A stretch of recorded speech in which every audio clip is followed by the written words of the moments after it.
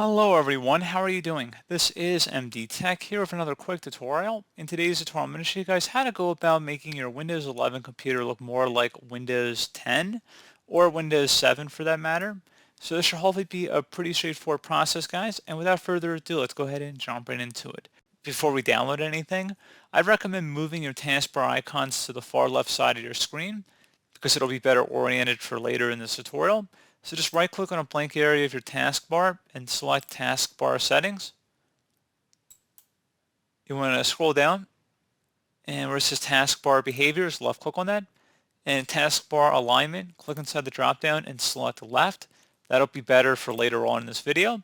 And now you want to go on to a web browser, doesn't matter which one, and you're going to search for classic shell. Go ahead and search for that. But on the best results, just say classic shell. Go ahead and open that up. Select the download now button. Keep in mind there are a lot of paid options for start menu replacements at the time of this recording, but it's very hard to find a free versions of stuff. So this is a free program here. So go ahead and select the Windows Installer English and go ahead and open that up. Select next and you want to agree to the license terms. Select next again, next, and then install. Select yes, then select finish. And close out of here. And now you want to open up the start menu, type in classic. When the best match should say classic start menu settings, go ahead and open that up.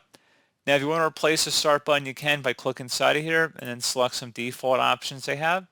You can also do a custom one as well. I'm just going to select their arrow one here that they give us.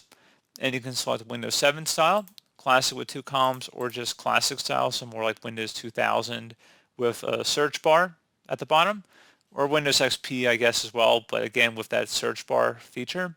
So once you know your selection, you go ahead and select OK. And then if you open up the start, it should make the change. Now, it won't look like a perfect replacement, like it won't look exactly the same, but it should function very good here. And you can change different appearance settings as well by right-clicking on the Start button and select Settings. And you can customize the Start menu. You can add different folders and links, change the skin of it as well. You want to do a classic skin, you could select OK. You open it up. It's going to have a more classic look to it. I really like this tool because number one, it's free. And number two, it still seems to have very good compatibility even with Windows 11. I believe it's now open source, so you can still get updates for it. But I still think it's pretty cool. And like I said, you can get different start menu buttons if you want to change it. I'm sure there's ways you can do it.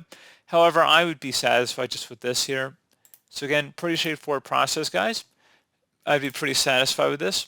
So one little thing I should note about it is if you click on one of the corners of this start menu, it'll open up the old start menu.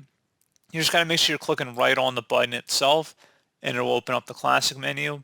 There's probably registry modifications we could do to hide the actual old start button because it seems like it overlays it here. But that's, optional here. But that would be looking into something about actually hiding the start button you'd want to look for.